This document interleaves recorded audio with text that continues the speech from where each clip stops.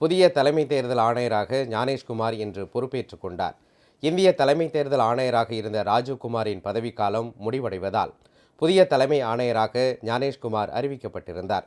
பொறியியல் பட்டதாரியான 61 வயதான ஞானேஷ்குமார் ஏற்கனவே நடுவண் உள்துறை அமைச்சகத்தில் பணியாற்றிய அனுபவத்தை பெற்றவராவார். 1988ஆம் ஆண்டு கேரள IAS பிரிவைச் சேர்ந்தவர் ஆவார். நடுவண் அமைச்சர் அமித்ஷாவுக்கு நெருக்கமானவராக அறியப்படும் இவர் கூட்டுறவு அமைச்சகத்தின் செயலாளராகவும் நாடாளுமன்ற விவகாரத்துறை அமைச்சகத்தில் செயலாளராகவும் இருந்திருக்கிறார். இந்நிலையில் நாட்டின் 26வது தலைமை தேர்தல் ஆணையராக ஞானேஷ்குமார் இன்று பதவியேற்றார்.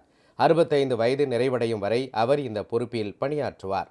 தேர்தல் ஆணையம் தொடர்பான வழக்கு இன்று விசாரணைக்கு வரவுள்ள நிலையில் ஞானேஷ்குமார் பதவியேற்றுக் கொண்டிருக்கிறார் என்பது குறிப்பிடத்தக்கது.